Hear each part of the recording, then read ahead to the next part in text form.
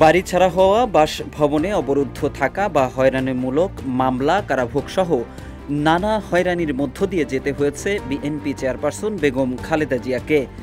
Zia orphanage trust দুর্নীতির মামলায় দীর্ঘদিন কারাভোগের পর 2020 সালে শর্ত সাপেক্ষে নির্বাহী আদেশে বাইরে বের হওয়ার সুযোগ পান বেগম জিয়া।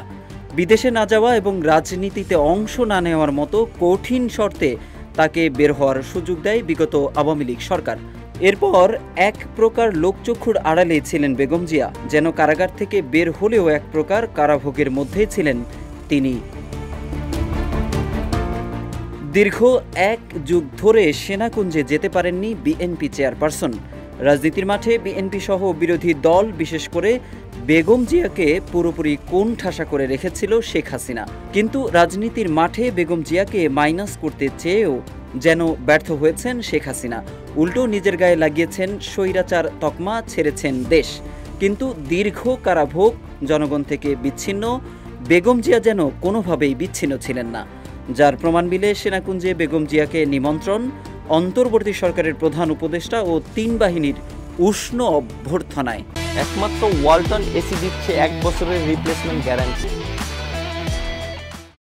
দীর্ঘ এক যুগ পর সশস্ত্র বাহিনী দিবস উপলক্ষে সেনাকুঞ্জে আয়োজিত অনুষ্ঠানে যোগ দিতে 21 নভেম্বর বৃহস্পতিবার সেনাকুঞ্জে গিয়েছিলেন বিএনপি চেয়ারপারসন। দীর্ঘ 12 বছর পর ক্যান্টনমেন্টে আর 6 বছর পর জনসম্মুখে হাজির হয়ে অঘোষিত মধ্যমণি হয়ে উঠেছিলেন তিনি।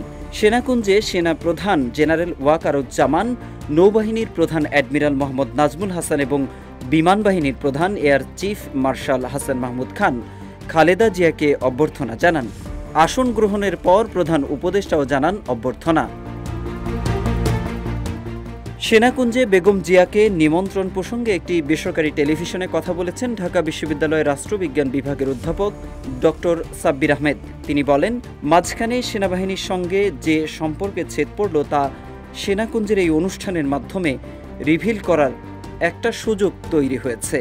সুতরাং সঠিকভাবে এই ইভেন্টকে টার্গেট করে বেগম জিয়া সেখানে গিয়েছেন। এর মাধ্যমে আর্মিও লাভবান হয়েছে, খালেদা জিয়ার জন্য এটা দরকার ছিল বলে উল্লেখ করেন অধ্যাপক আহমেদ। বিগত আওয়ামী লীগ সরকার বেগম জিয়াকে সেনা নিবাসের বাসা থেকে অপমানজনকভাবে বিদায় করে দিয়েছিল। 2013 সালের 29 ডিসেম্বর গুলশানের বাসায় অবরুদ্ধ করে রাখা হয় বেগম জিয়াকে।